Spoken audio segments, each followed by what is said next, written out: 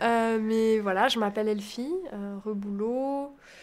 Donc j'habite au village de Pour que j'ai cofondé et dans lequel je vis depuis 3 ans et demi, bientôt 4 ans déjà, avec 2 enfants, 2 personnes, Isaïa qui a 12 ans et Iris qui a 7 ans. Leur papa qui est là aussi, mon compagnon actuel qui est là aussi, et puis toutes les autres personnes qui sont là et avec qui je partage plein de choses, et notamment, oui, cette vision de l'éducation, entre guillemets, c'est un peu ça qui nous a réunis au départ, et en tout cas, ma réflexion sur le sujet de l'accompagnement des enfants qui continue à évoluer et à croître, en plus dans ce milieu qui est hyper privilégié en ce moment pour ça. Voilà, donc j'écris des livres principalement. Puis je fais aussi différentes choses, animation de formation. J'ai toujours eu envie de travailler, je crois, auprès des enfants. Donc j'ai commencé en tant qu'animatrice pendant mes études. Je fais des études de psychologie, parce que j'avais aussi au départ qui est toujours là, qui s'est transformé au fil du temps, mais cette envie d'aller percer un petit peu le mystère de l'être humain et de son fonctionnement, et des interactions aussi, voilà, entre êtres humains. Et du coup, j'ai fait pour ça, oui, des études de psycho. J'étais un peu déçue par la fac et le contenu, et j'ai voulu ensuite, finalement, la voie vers laquelle semblait me diriger mon inspiration, ma vocation, c'était plutôt d'être instite. Alors, bon, bah, j'ai pensé à passer le concours.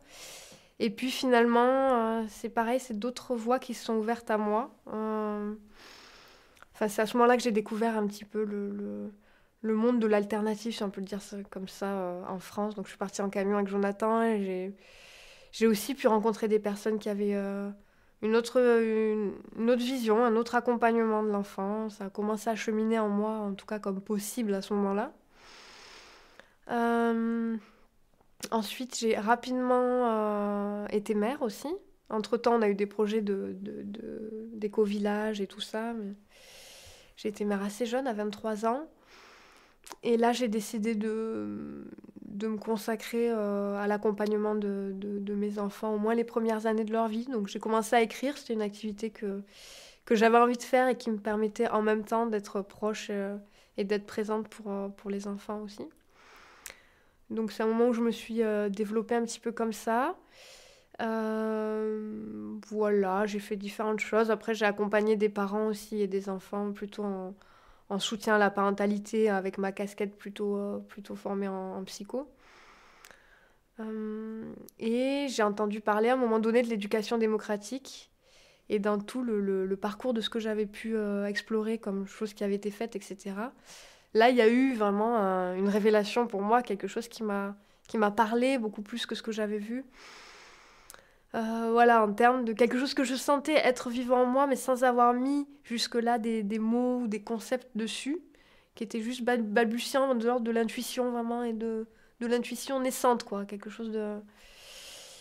Et ouais, ça a été waouh, une belle découverte, le TEDx de Ramin en premier. Et puis après, tout un tas voilà, de lectures, oui, de découvertes au fur et à mesure. Et donc, je me suis lancée dans la création d'une école démocratique, donc type Sudbury, là où j'étais, dans les Pyrénées-Orientales, avec un ami qui partageait cette passion à ce moment-là. Et puis, ben voilà, le hasard, entre guillemets, je me suis rendue dans une rencontre EDEC, donc voilà, c'est une organisation à la fois, enfin il y a une branche française, européenne, internationale, et là c'était une réunion française avec toutes les personnes intéressées, soit en cours de création d'école, ou des parents, ou juste des gens qui avaient déjà des écoles, et en type format forum ouvert, je découvrais ça aussi, donc j'étais, voilà, plein de trucs, des nouvelles ouvertures pour moi là-bas. Et ce jour-là, j'ai rencontré Ramin pour la première fois, qui s'est assis à côté de moi, et qui avait des étoiles plein les yeux, en me disant voilà, on vient de visiter une propriété, et c'est là-bas, et on va faire un village Sudbury. À l'époque, il me l'avait présenté comme ça, et c'est vraiment la suite de nos aventures à l'école dynamique, etc. Et vraiment, il était enthousiaste, plus qu'enthousiaste, vraiment déterminé, et la foi, quoi, dans ce projet. Et ça a fait sens tout de suite pour moi, le fait de pouvoir réunir à la fois donc la vie en collectif qui me tenait à cœur aussi, puis la démarche éco-village, écologique était déjà présente chez moi. Et cette envie d'explorer un nouveau rapport à l'enfant que moi je pensais développer dans une école, donc, mais plutôt dans le cadre d'un village. Et finalement, bon, on le voit vite quand on explore tout ça, c'est que c'est pas simplement une vision de l'enfant, mais c'est plutôt une vision de la personne de manière générale, peu importe son âge. Donc le fait de pouvoir élargir cette vision-là, cette proposition presque, à tout le monde, dans un éco-village sans distinction d'âge, mais sans non plus la distinction de temps. 9h, 17h, t'es à l'école, puis après tu t'en vas. Il y avait plein de facteurs, plein de paramètres, aussi l'espace. Parce que souvent les écoles, c'est des petits locaux, il n'y avait pas beaucoup de moyens, donc on ne peut pas non plus évidemment acheter un château avec des hectares, etc. Sauf dans de très rares cas. Sudbury, c'est comme ça, Summerhill aussi. Mais... Du coup, il y avait plein de facteurs qui faisaient que ça m'enthousiasmait beaucoup. Mais je connaissais personne du projet, j'ai pas osé sur le moment, ça m'a même pas traversé de proposer à Ramine sur le moment.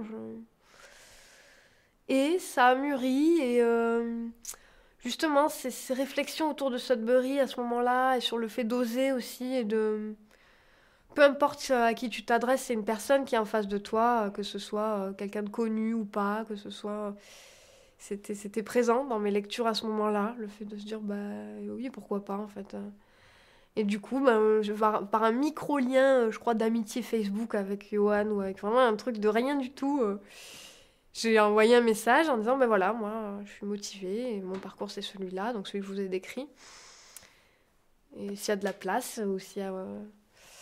Et lui m'a dit que, ben justement, on m'a expliqué la démarche du projet, que j'aurais pas pu imaginer parce que je l'avais jamais vu ailleurs, qui était d'accueillir toutes les personnes qui se sentaient justement appelées ou qui se sentaient en accord avec le projet et qui restait encore un peu de place à ce moment-là, c'était la fin. Donc du coup, voilà, j'ai rejoint le projet à ce moment-là, les réunions, etc. C'était juste avant l'achat. Et puis donc me voilà, atterri à Pourgues. Ça a été pour moi une redécouverte peut-être que d'agir à partir de mon enthousiasme et non pas à partir d'un sentiment de devoir ou bien oui voilà ou tout simplement des choses qui ont l'air de se faire par évidence mais sans qu'il y ait vraiment de foi ou de cœur là-dedans. C'est quelque chose qui est très présent justement dans ce courant éducatif entre guillemets puisque l'idée c'est ça, c'est de ne pas couper à un moment donné l'individu de cette source d'enthousiasme en lui qui est en fait une source d'inspiration profonde et justement d'expression d'une vocation, de reconnaissance et d'expression d'une vocation.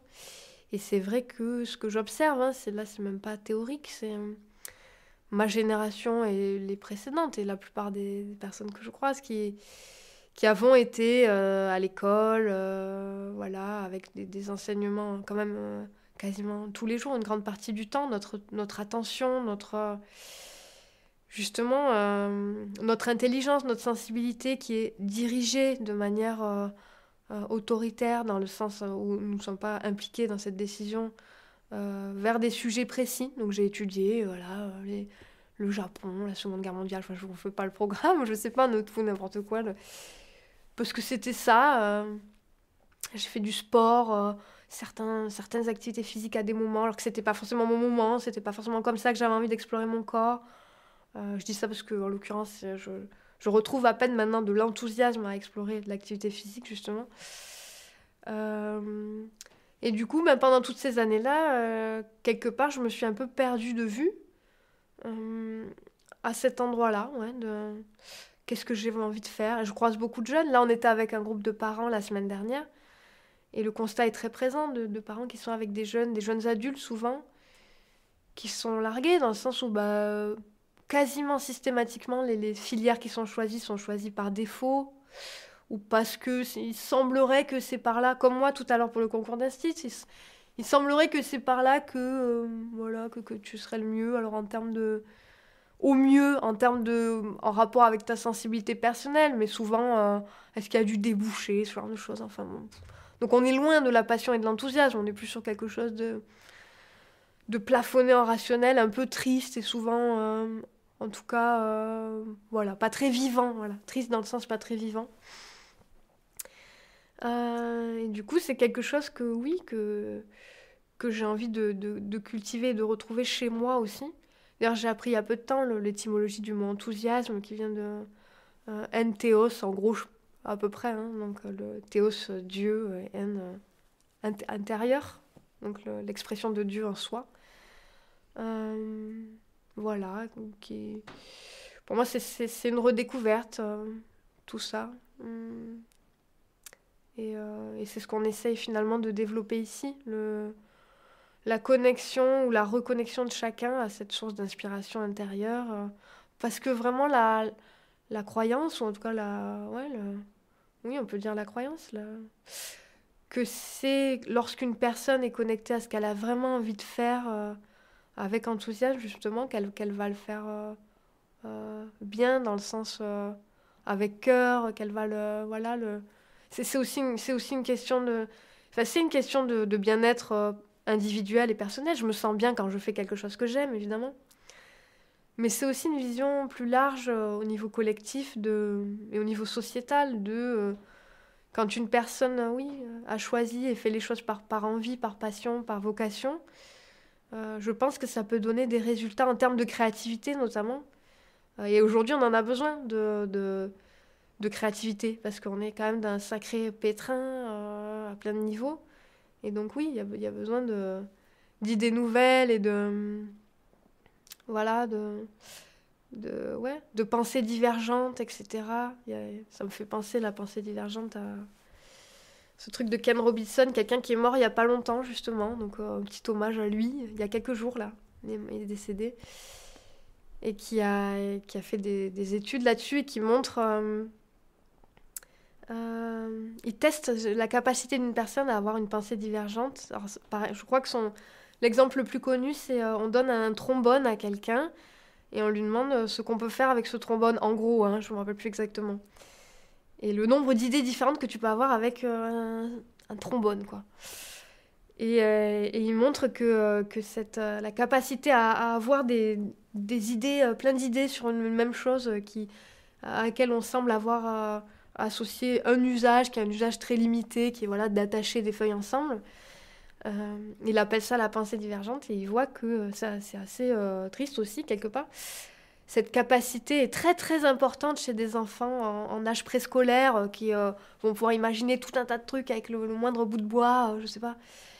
Et qu'elle va en déclinant, mais alors d'une manière spectaculaire, remarquable en tout cas, au fur et à mesure de l'âge qui avance d'une scolarisation classique. Après, ça peut revenir aussi.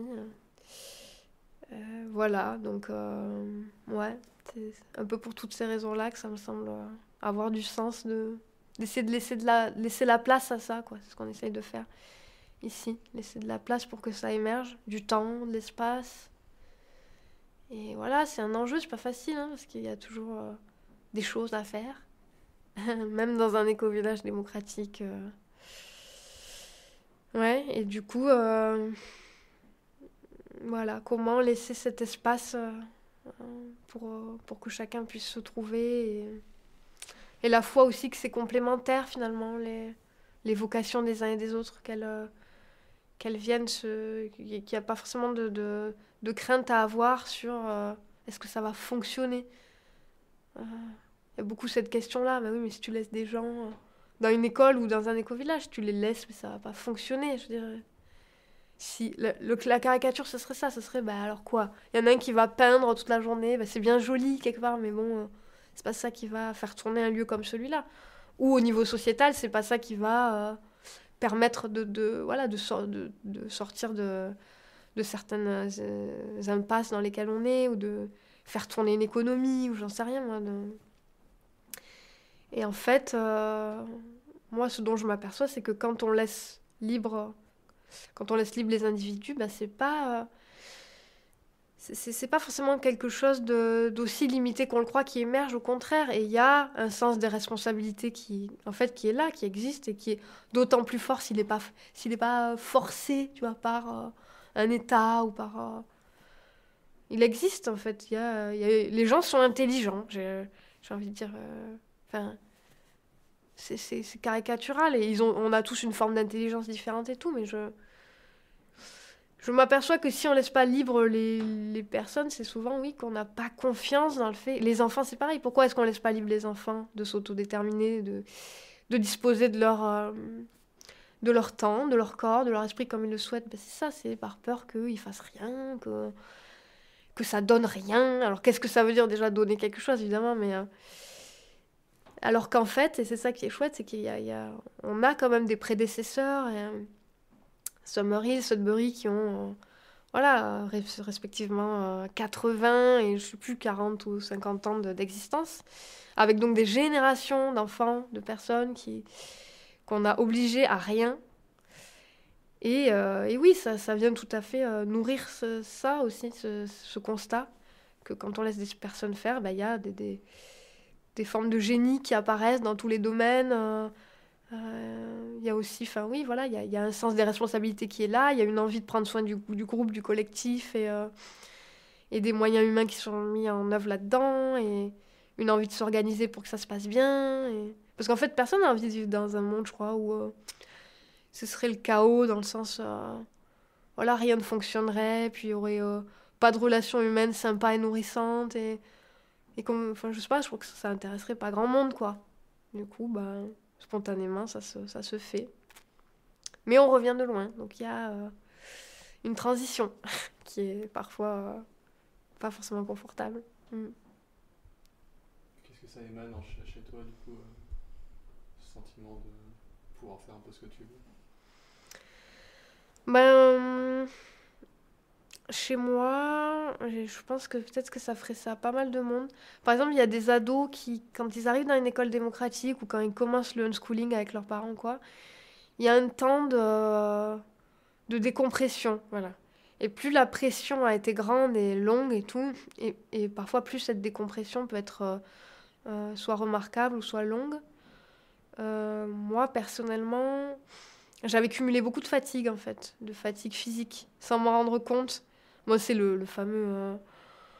voilà, le fameux truc qu'on entend souvent dans les constats de burn-out qui sont de plus en plus fréquents dans tous les milieux, etc. Et notamment dans les milieux où il y a beaucoup de pression psychologique et physique, hein. Et donc moi, bah, quelque part, malgré le fait que j'avais quand même une vie assez tranquille, hein, comparée à quand on pense à voilà, aux personnes parfois dans des situations de burn-out. Bah quand même, quand je suis arrivée ici, moi j'avais des problèmes physiques importants, de santé, etc. Et je me suis aperçue en laissant plus d'espace. Et ça a aussi été lié au fait qu'on était plus de personnes, donc pouvoir aussi diluer la charge mentale de beaucoup de choses. Pour moi, c'était très précieux, ça. Et ça veut pas dire se déresponsabiliser ou déléguer tout à tout le monde et tout. Ça veut dire que simplement, il y a de fait une dilution, en fait. Et ça crée de l'espace. Et cet espace, bah oui, je me suis rendu compte que j'étais fatiguée, que j'avais beau avoir une trentaine d'années, et ben ouais, j'avais déjà accumulé beaucoup de pression, beaucoup de poids sur les épaules, et que mon corps me le disait, quoi, qu'il fallait vraiment que je retourne le regard et que je prenne soin de moi. Et prendre soin de soi avec deux enfants, c'est pas forcément facile quand on vit en famille nucléaire, etc. Et voilà, et que j'entame des processus de guérison à la fois, enfin, dans tous les plans, à la fois spirituellement, psycho-émotionnellement, corporellement, plein de choses à mettre en place. Et le fait d'être ici, oui, ça m'a clairement permis de dégager beaucoup d'espace pour ça. Ouais. Mm. Et c'est précieux, quoi. Et pour tes enfants, qu'est-ce que... Mm. Bah, les enfants, pour eux, c'est une énorme ouverture parce que j'avais déjà saisi un petit peu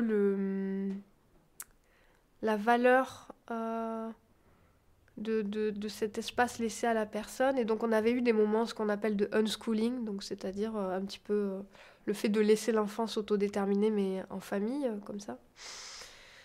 Et je touchais certaines limites en termes comment dire, de richesse ouais, des interactions, c'est-à-dire qu'on n'était que entre nous finalement. En plus, nous, on vivait en pleine montagne et tout, donc assez isolés sur le plan géographique et social aussi quelque part. Et du coup, bon ben voilà, on tournait un peu en rond au bout d'un moment, humainement.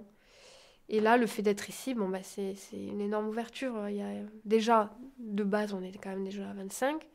Donc, ça veut dire 25 individualités différentes, avec des fonctionnements différents, avec des centres d'intérêt, des compétences, des capacités différentes. Donc, à chaque fois, voilà, c'est une possibilité pour eux. C'est un monde à chaque fois différent, quoi, chaque personne. Et puis, on reçoit aussi du monde qui passe et des personnes voilà, qui sont en général super chouettes et tout ça. Donc ça crée plein de trucs super. Des enfants aussi qui passent avec leur famille. Donc ils se sont fait plein de potes un peu à droite et à gauche, un peu partout. Ils sont en lien, donc c'est super. Et puis le lieu en lui-même aussi qui est magnifique, qui est grand, qui offre plein de possibilités que j'aurais pas pu offrir seule à mes enfants. Et le fait de mutualiser, il y a beaucoup de choses finalement, des petites choses qui peuvent faire la différence. Par exemple,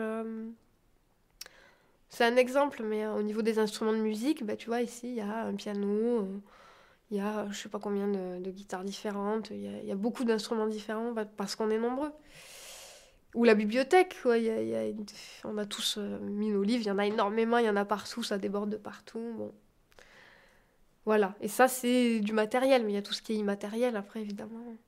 Donc pour eux, ouais, c'est une belle ouverture, bien que, c'est pareil, il y a eu un temps de transition qui n'était pas évident hein, en termes de prise de repère, c'est-à-dire la vie en collectif. J'imagine que si tu nais dans un collectif, c'est comme Zélia, par exemple, un enfant qui vit avec nous, qui est né voilà, quasiment au moment de la création du projet. Bon, bah ça, c'est tout à fait fluide et simple et naturel dès le début. Nous, qui avons vécu d'autres contextes avant d'arriver ici, bah ouais, il y a un temps de transition sur voilà, l'autorité, entre guillemets, du nous collectif, l'autorité, entre guillemets, parentale, l'autorité de la personne sur elle-même avant tout, tout ça qui venait un peu se questionner. Ouais, c'était quelque chose, ouais. Et là, ça y est, je le sens à l'aise maintenant. Mm. Il y a quelque chose qui est assez fort, c'est la joie Mm. chez tout le monde. Et ta vision de la joie. Quoi. Ouais, ça me touche que tu dises ça. Je me sens, c'est marrant, ouais, je me sens touchée. Je sens une chaleur dans mon cœur, dans le sens où, bah ouais, pour moi, c'est un retour qui est plus précieux que tout un tas de retours qu'on peut nous faire et que sur, par exemple, l'efficacité de nos organes ou le fait que, ok, ça tient la route économiquement ou je ne sais quoi, je ne sais quoi. Et c'est vrai, c'est chouette aussi, mais ça me semble en effet l'essence, le cœur de ce qui compte pour moi ici. Il y a beaucoup d'amour aussi entre nous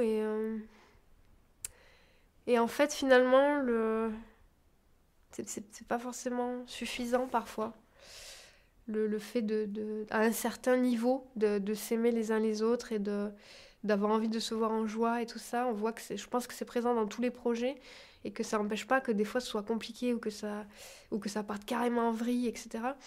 Et je crois que là, ce qui nous permet d'explorer cette joie profonde, hein, ça veut pas dire qu'on voilà, on n'est pas toujours joyeux, hein, c'est sûr, mais c'est aussi qu'on est passé par différents stades et qu'il y a des bases qui sont solides et qui permettent justement de laisser de l'espace pour que cette joie puisse émerger. Moi, c'est un peu la vision que j'ai l'impression que même individuellement, j'ai l'impression que quand les choses fonctionnent, sont fluides, sont organisées à un certain niveau, pour le dire, tu vois, je le dis de cette manière-là, pour dire voilà, ça fait aussi partie de ma vie, un endroit de moi. Quand mes relations sont saines, nourrissantes, voilà, que tout roule, que financièrement, moi j'ai pas besoin de plus qu'il ne m'en faut, mais que j'ai juste ce qu'il faut matériellement, même pas financièrement, etc. Quand tout ça finalement est déjà en place, La joie, elle est là, en fait, juste, elle est là tout le temps. C'est juste que des fois, chez moi, elle peut être masquée, recouverte de peur la plupart du temps. Par exemple, matériellement, ben oui, si j'ai peur je sais pas moi, de pas avoir assez d'argent ce mois-ci pour acheter à manger à mes enfants, oui, ça va recouvrir, ça va prendre de la place. C'est ça qui va être là en surface. Si j'ai peur que ici dans le collectif, les conflits interpersonnels que je vis avec un tel ou un tel, ils prennent tellement de place que ça va que je sais pas jusqu'où ça peut aller, que ça peut me bouffer un peu de l'intérieur, être une source d'angoisse ou que ouais, si j'ai peur comme tout le monde, parfois on a aussi des zones de doute et moi aussi j'ai des zones de doute à certains endroits et voilà, le fait d'être seul et d'être soumis à une forme de pression sociale voilà, de X manière et institutionnelle, ben, c'est pas facile des fois voilà, d'avoir les... Souvent, il y a ce truc, comme je disais tout à l'heure, il y a une forme d'intuition qui est là, et il n'y a pas forcément comme les arguments pour déjà auto-valider sa propre intuition, et aussi pour faire face, entre guillemets, aux autres en face, et comment je fais, et les arguments, et aussi la confiance suffisante pour avoir une posture qui permet de ne pas être trop emmerdé aussi, entre guillemets, je le dis exprès de cette manière-là. Euh, et voilà, et ça part par exemple, du choix d'un accouchement à domicile, par exemple, jusqu'à un allaitement prolongé, jusqu'à le choix de déscolariser, tout plein de trucs qui, pour le moment, sont socialement, quand même, globalement assez incompris, voire mal vus. Et du coup, bah ouais, ça fait du bien déjà de sentir qu'on n'est pas seul, de pouvoir entendre les vécus des uns et des autres, les expériences, se nourrir des expériences des uns et des autres. Et puis nous, ici, qui avons eu justement l'espace de creuser à fond la réflexion, donc d'avoir, oui, à la fois des arguments rationnels, scientifiques, etc., et des accompagnements aussi plus de l'ordre du savoir-être et du relationnel, etc., dans ce type de situation, bah oui, c'est hyper précieux, quoi, pour que chacun de ses parents puisse repartir, ou de ses éduques, ou de ses personnes. Des fois, on a eu des personnes qui n'avaient pas d'enfants, et pas spécialement, mais c'est un sujet qui est central et que ça intéresse. Et aussi, ça nous renvoie à notre propre histoire, évidemment, en tant qu'enfant, que jeune et tout ça.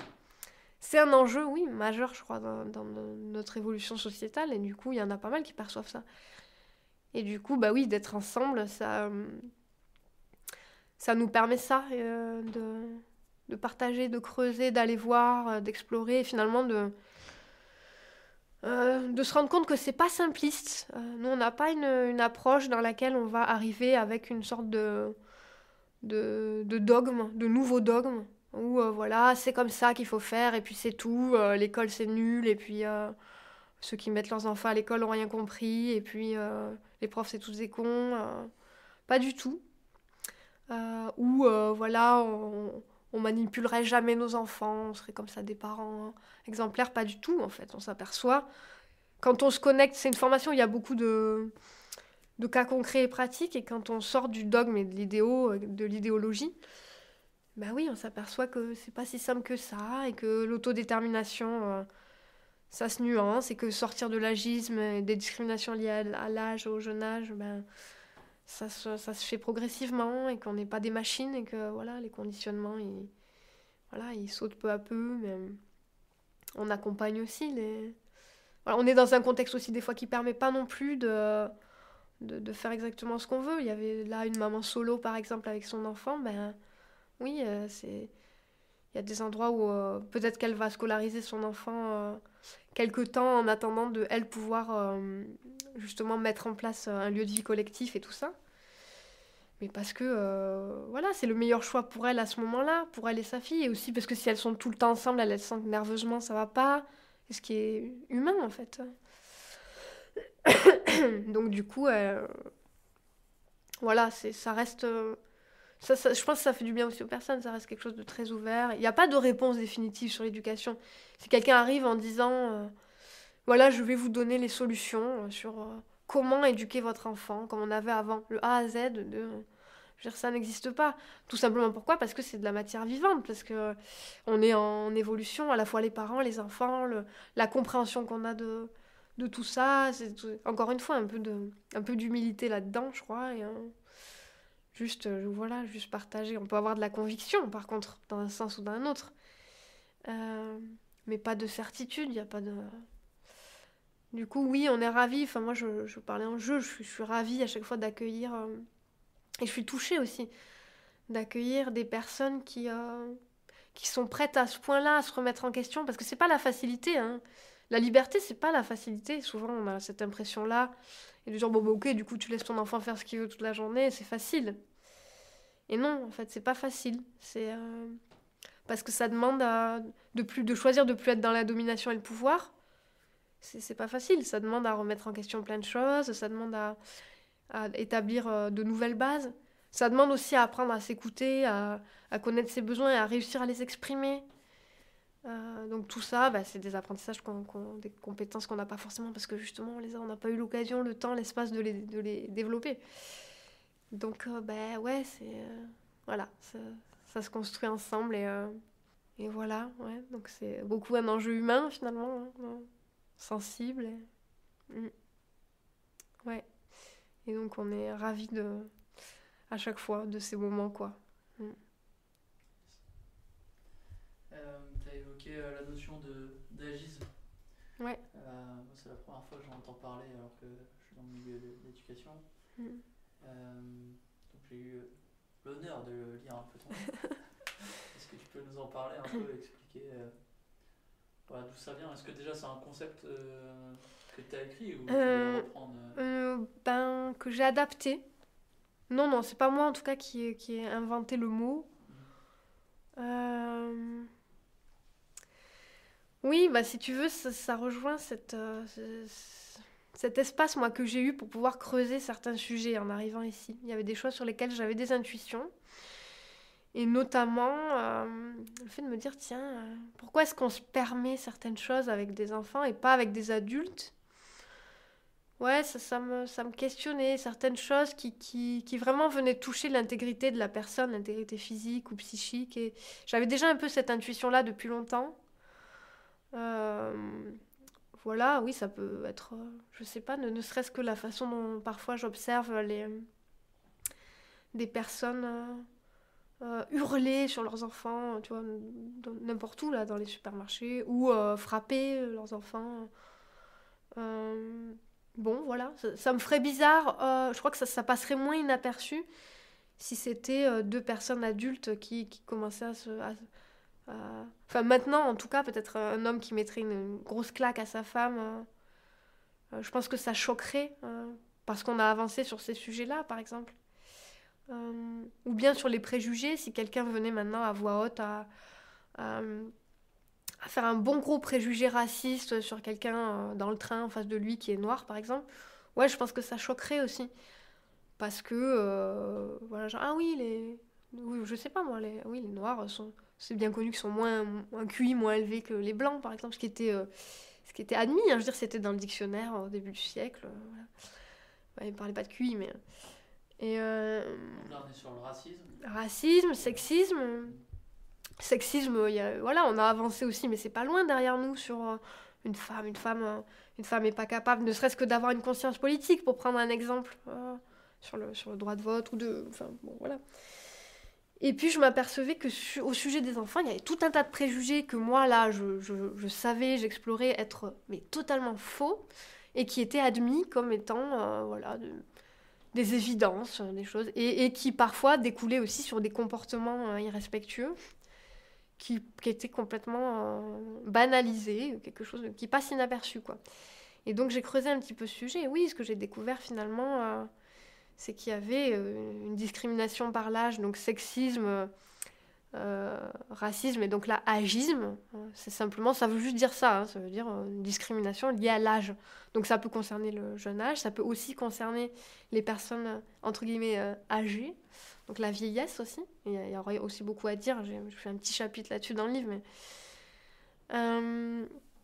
Et en gros, l'idée, c'est, si tu veux, pour le dire de manière très parlante, moi ce qui m'a interpellée à un moment donné, c'est voilà, pour reprendre l'exemple du racisme, il il y a certaines personnes qui vont avoir des préjugés racistes, qui quand elles, même si on imagine dans le temps, ou même ailleurs, ou aujourd'hui aussi, qui vont croiser une personne à la peau noire et qui vont tout de suite penser c'est un noir, avant de penser c'est une personne, tu vois, avec tous les préjugés qui vont avec. Bon. Ou c'est un juif, ou peu importe. Ben, là, c'est pareil, si tu veux, je me suis aperçue, sauf que ça passe inaperçu. Quand on croise un jeune ou un enfant, ou une personne âgée, ça marche aussi, on va d'abord se dire, et moi aussi, j'étais un peu là-dedans, dire, ah ok, là c'est un enfant qui passe là, dans la pièce, c'est un enfant que je viens de croiser là dans la rue. C'est pas, et donc c'est un enfant, il y a des choses qui sont associées à ça, et qui sont la plupart du temps des croyances qui sont simplement issues de notre éducation, qui vient là aussi de tout un héritage, etc., culturel en fait. Et il y a aussi des choses qui demeurent, hein, qui sont justes, mais il y a beaucoup de choses qui sont de l'ordre simplement de la construction, du conditionnement. Et du coup, toute ma démarche ensuite, ça a été de me dire, même personnellement, même avec mes propres enfants, comment est-ce que je peux rencontrer la personne qui est en face de moi et qui a la caractéristique d'être un enfant, oui, en effet, comme moi, j'ai comme caractéristique, entre autres, d'être une femme, mais je ne suis pas une femme, tu vois, je suis un être humain, je suis une personne, et j'ai des droits fondamentaux qui sont les mêmes que les autres personnes, même si, en l'occurrence, elles ont un pénis, par exemple. Ben là, pareil, je me dis, mais pourquoi est-ce que les droits fondamentaux d'une personne, qu'est-ce que ça peut être que les droits fondamentaux? Ben, ne serait-ce que... Oui, que tout ce qui a trait aux violences physiques. Mais aussi, comme je disais tout à l'heure, peut-être de pouvoir disposer de son corps, de son esprit, comme on le souhaite. Il y a des exemples typiques, mais je sais pas, le fait d'obliger quelqu'un à manger quelque chose qu'il n'a pas envie de manger, par exemple. Bah ouais, moi ça me semblerait vraiment être une violence, quoi, que quelqu'un qui a autorité sur moi, en plus, hein, autorité souvent physique, c'est-à-dire plus fort physiquement, et puis de toute façon je suis complètement dépendante de cette personne, parce que je peux pas me débrouiller seule, imaginons. Comme dans certains cas avec les maris avant, hein, je veux dire, les femmes qui n'avaient pas les moyens de s'en sortir. Ou aujourd'hui, ailleurs, il y a des femmes qui peuvent pas partir. Parce que juste, c'est des parias sinon, et que tu survis pas, ou très difficilement. Bon, ben là, c'est pareil. Même un ado de 15 ans c'est compliqué de partir de chez ses parents. Donc, quand on a 8 ans, n'en parlons pas. C'est pas possible, en fait. Bon, quand on est tout jeune. Et du coup, ben, je suis obligée d'être là avec cette personne qui a autorité sur moi et qui peut tout décider. Elle peut même décider si elle veut que je... Même allons jusqu'à... Ouais, je sais pas, que je mange pas, là, que je sors ou que je sors pas, ou que j'ai le droit de lire tel livre ou pas, que j'ai accès à tel contenu, tel film, tel ou pas, voir que je vais faire telles études ou pas, est-ce que je vais être scolarisée, dans quel contexte.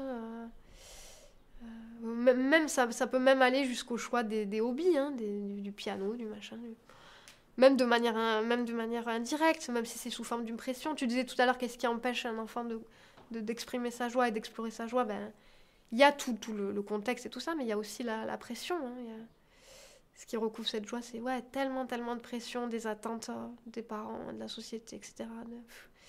Et en plus de tout, voilà, ces préjugés et tout ça, bon, bah c'est... oui, et du coup, à cet endroit-là,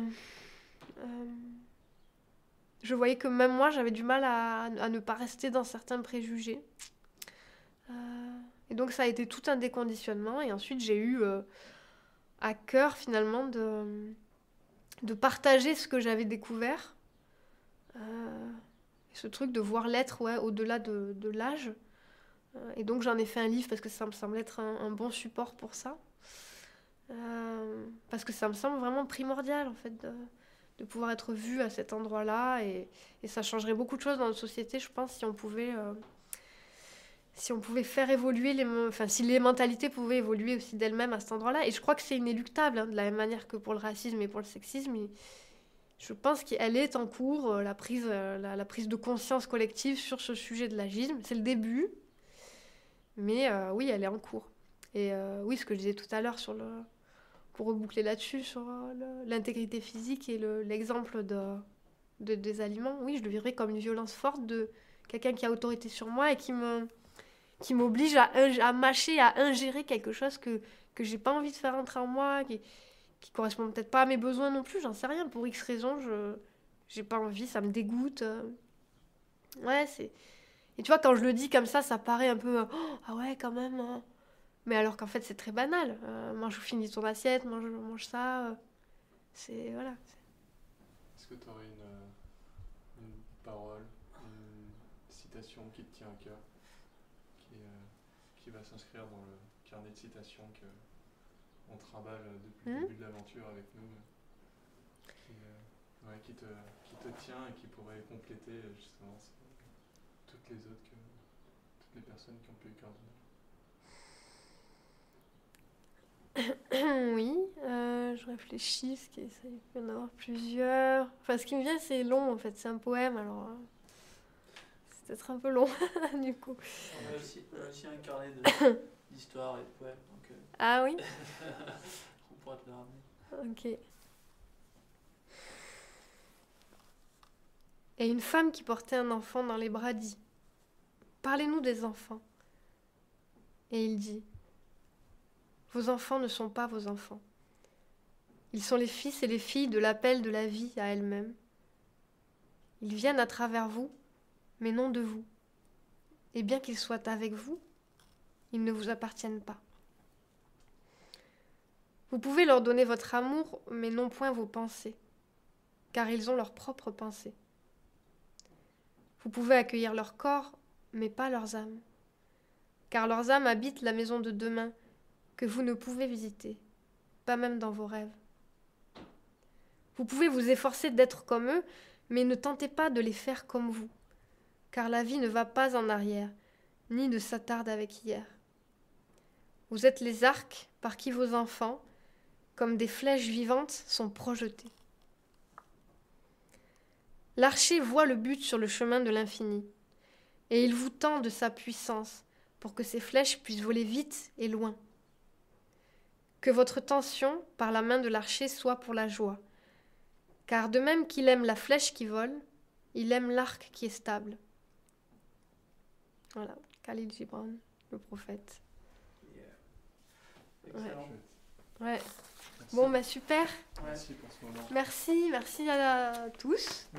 C'était agréable. Pardon.